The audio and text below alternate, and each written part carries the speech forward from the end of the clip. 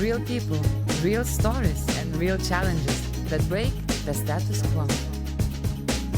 I'm your host, Zivile, and welcome to Perception Paradise. Hi everyone, hello from Copenhagen Garden. Hello Carsten, how are you? I'm good.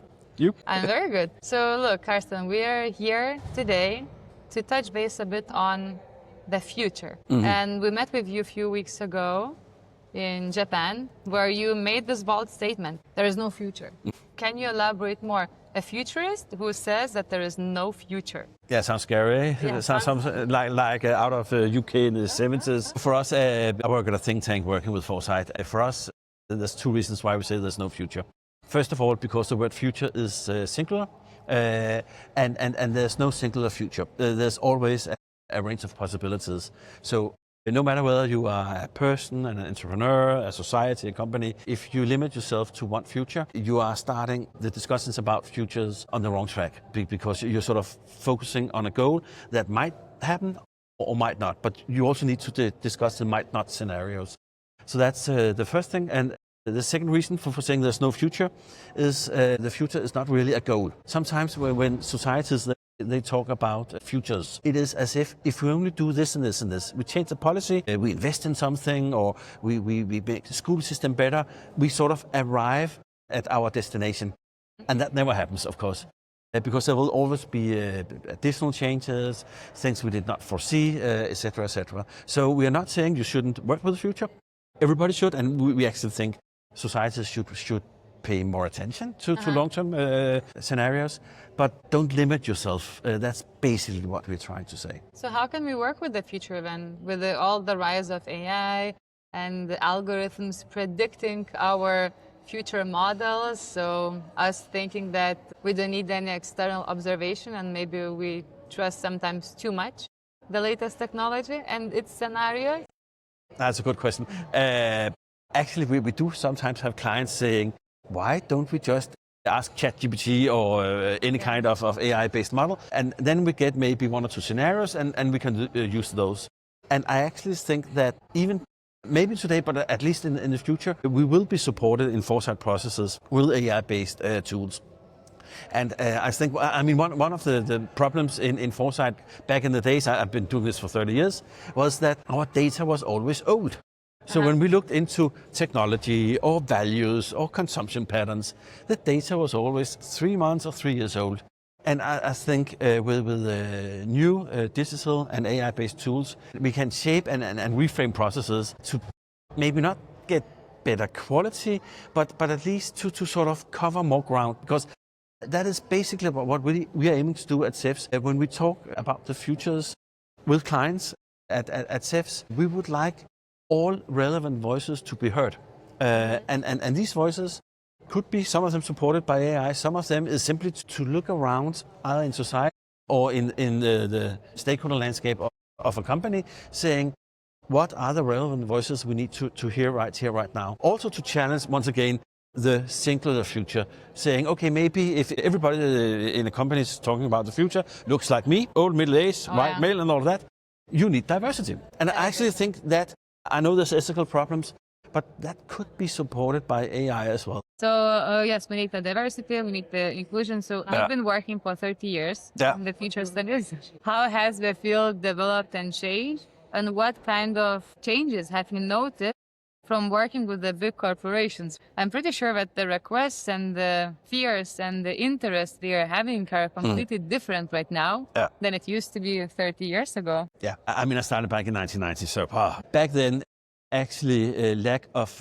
insights and data was a big problem. So when you were sitting there, once again, could be a company, could be a society. Of course, you had data about sales and bottom line and all of that, cost structures, etc. But when you look to societal trends and market trends sort of outside your sort of immediate reach, you simply did not have the right data. The data quality was bad. So we helped back 30 years ago. We helped a lot trying to provide better data and also data supporting the scenarios that were not maybe sort of within scope at the present. So that is one thing that has changed, because now if I come to you and say, if you're the CEO of a company and say, okay, I can give you data, you will laugh. Yeah, exactly. You will laugh, eh? And you will go, well, that's nice, Carsten, please go away. So that has definitely changed. Another thing that has changed is that we see right now, and this is both for governments and companies, and mainly big companies, to be honest, an uptick in the interest of foresight.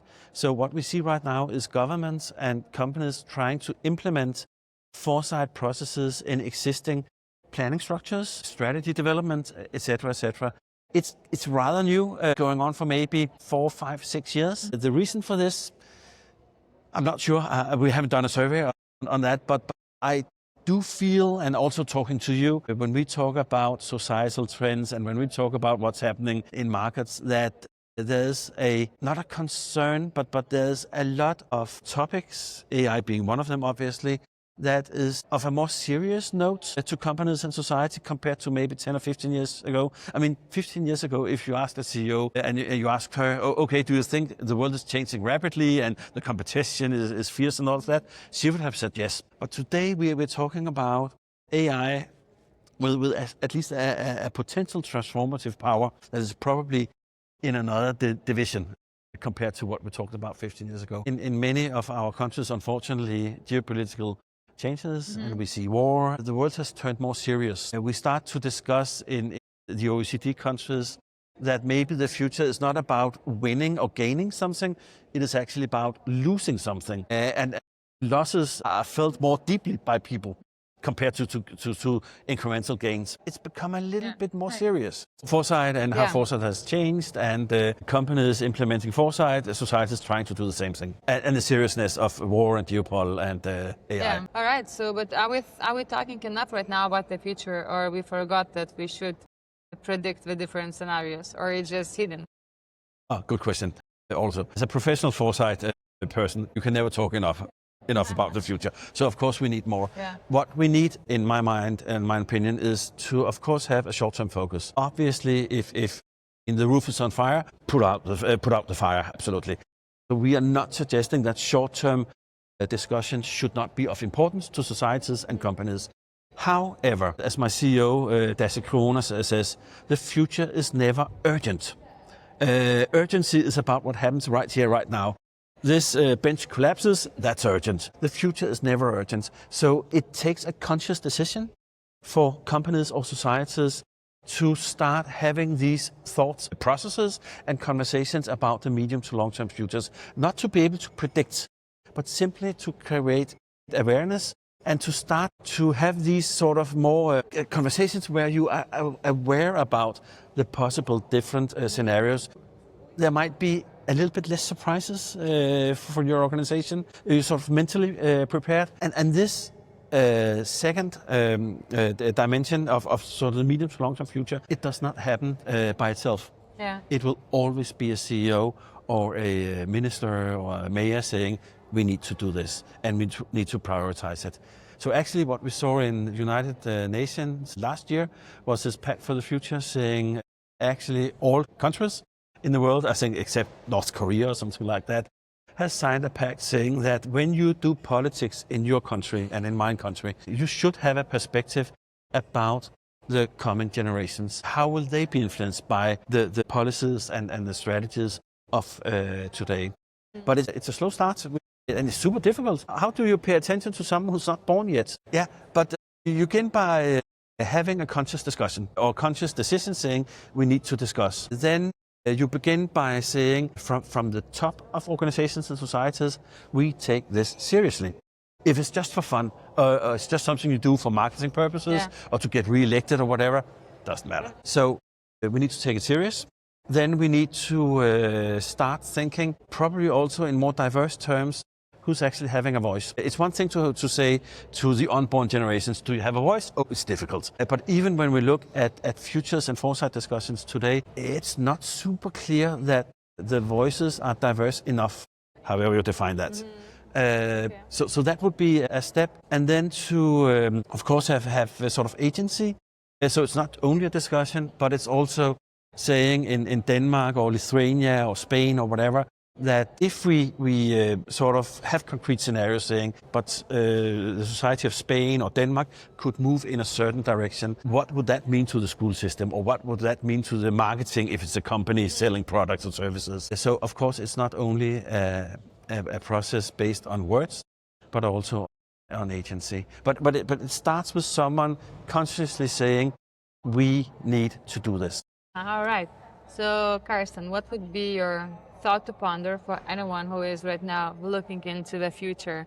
Or maybe a starting point or some provocative thought for us to think during the day? AI, absolutely. And you're talking to the wrong foresight person here. You know that already. But I see when I hear my colleagues working with AI, also in foresight processes, obviously I see it a huge potential. For me, it's actually about the diversity of voices, both for companies but also for societies. How can you, as a person, as an organization, make sure that everybody of relevance, of course, is heard in these processes? And I think that's difficult. I would also say now there's a lot of thoughts here.